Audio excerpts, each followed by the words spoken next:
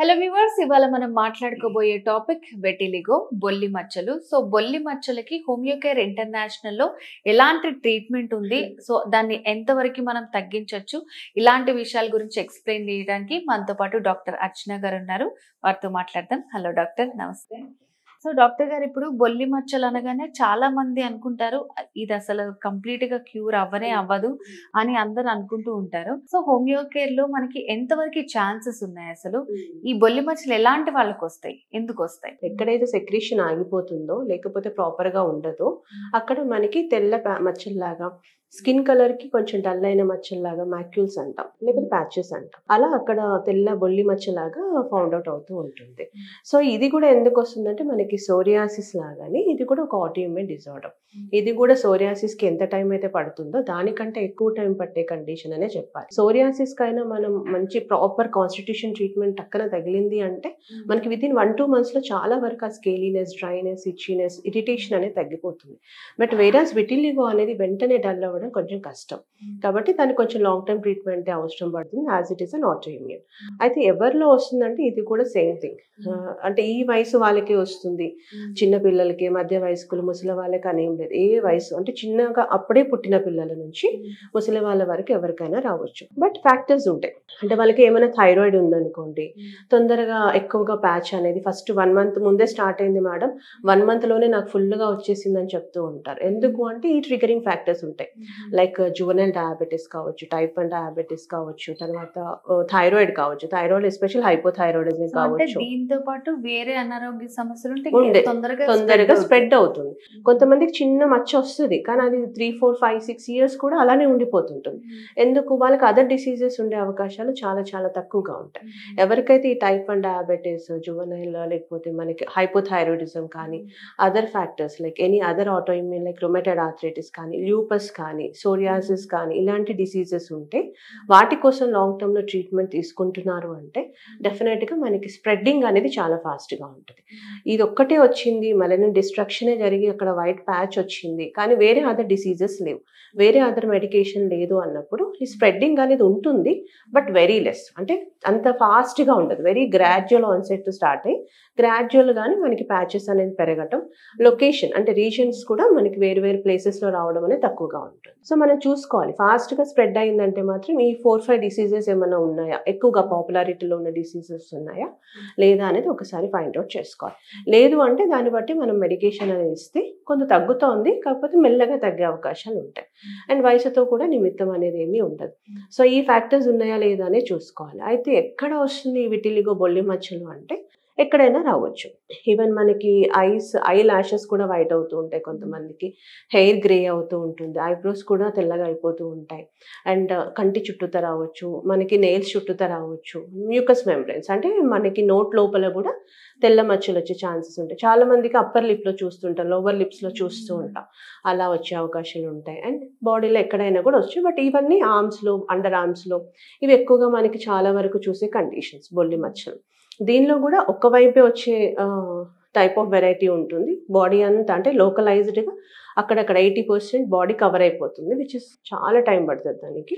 Generalized అంటే అక్కడక్కడ కొన్ని కొన్ని మచ్చలు కనిపిస్తూ ఉంటాయి. సెగ్మెంటల్ విటిలిగో అంటాం, అంటే ఒక వైపు ఆఫ్ ద బాడీలోని మనకి తెల్ల మచ్చలు కనిపిస్తాయి. దానిలో ప్రోగ్రెస్ ఆఫ్ ద డిసీజ్ అనేది వెరీ వెరీ లెస్ ఉంటుంది. So depends on the type of విటిలిగోని బట్టి విల్ డిసైడ్ ఎంత టైం పడుతుంది, ఎంత తగ్గే అవకాశాలు ఉంటాయి, ఎంత అష్యూరెన్స్ ఇవ్వచ్చు పేషెంట్స్కి ఇంతవరకు తగ్గుతుంది అనేది దాన్ని బట్టి వెళ్తాం.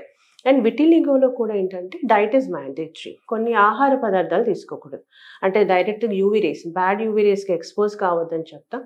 ఎనీ బర్న్స్ అంటే ఏదైనా కాలిన వాళ్ళకి కూడా తొందరగా వాళ్ళకి బొల్లి మచ్చలాగా టర్న్ అవుట్ అయ్యే ఛాన్సెస్ ఉంటుంది. సో ఈ టెండెన్సీ ఉన్న వాళ్ళకి వెంటనే అయిపోతూ ఉంటాయి. ఆల్రెడీ విటిలిగో ఉన్న వాళ్ళకి మళ్ళీ ఎక్కడైనా కాలిన బర్న్ వచ్చింది అనుకోండి, అక్కడ ఇంకా వైట్ మచ్చ ఎంత మెడిసిన్ వేసినా తగ్గకపోవడానికి రీజన్ ఉంటుంది. ఇది కాకుండా మనకి యూజువల్గా stress will be the factor.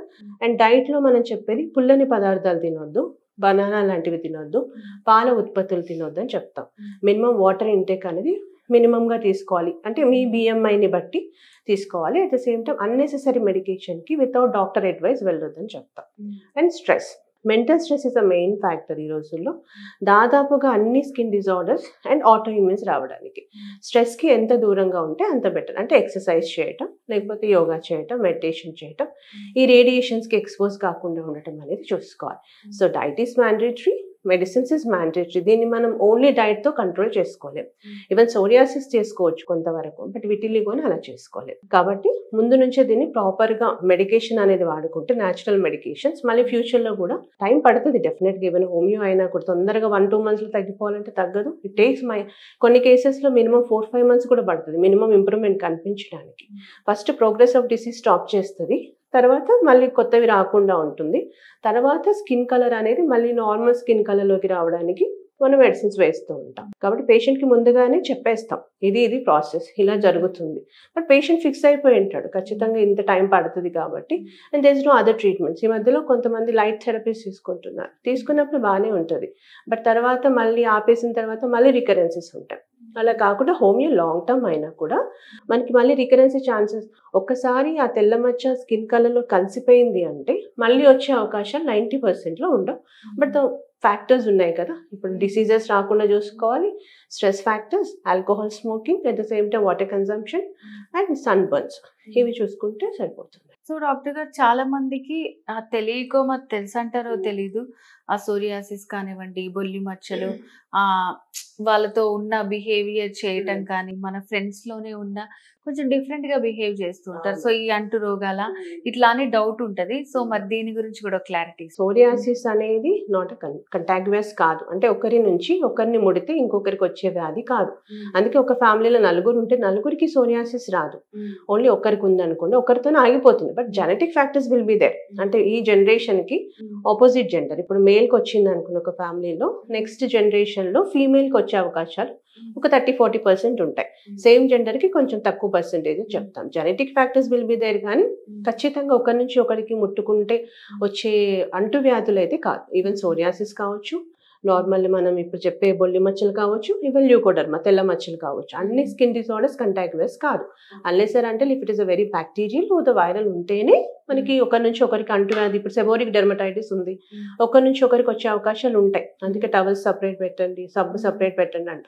But వేరే సోరియాసిస్ కానీ విటిలిగో కానీ ఒకరి నుంచి ఒకరికి వచ్చే అంటువ్యాధి మాత్రం కాదు.